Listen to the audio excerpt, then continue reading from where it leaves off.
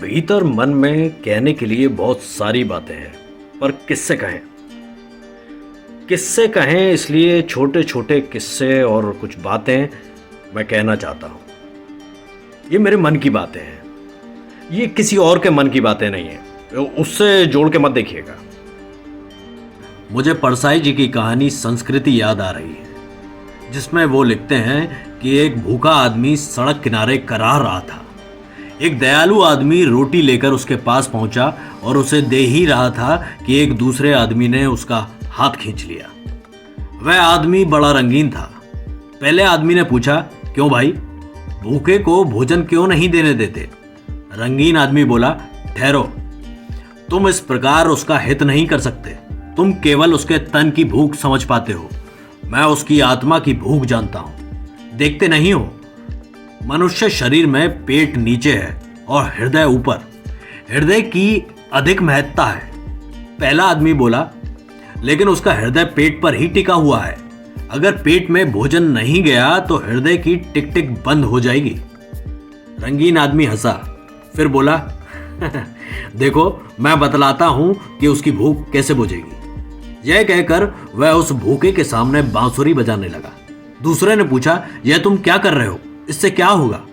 रंगीन आदमी बोला, मैं उसे संस्कृति का राग सुना रहा हूं। तुम्हारी रोटी से तो एक दिन के लिए उसकी भूख भागेगी, संस्कृति के राग से उसकी जन्म जन्म की भूख भागेगी। वह फिर बांसुरी बजाने लगा और तब वह भूखा उठा और बांसुरी झपट कर पास की नाली में फेंक दी। जुआ मतलब जिंदगी एक जुआ है, फिल्म नहीं है, समझे दोस्त। यहाँ सबको बस यही लगता है कि सामने वाला कैमरा है और वो खुद एक एक्टर। बस एक रेस दिमाग में बन गई है और बस उसकी एक्टिंग करते जाना है और वही बनते जाना है, भद्दी और भोंडी कॉपी। कॉपी समझते हो ना? नक्कालों से सावधान।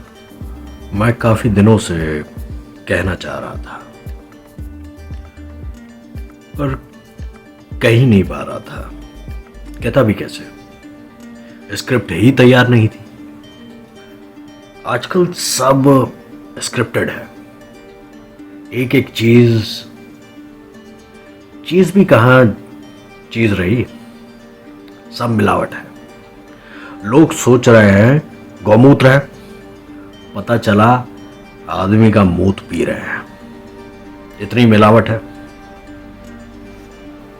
अरे साहब, मिलावट की क्या कहें। लोग इतने ऊपर उठ चुके हैं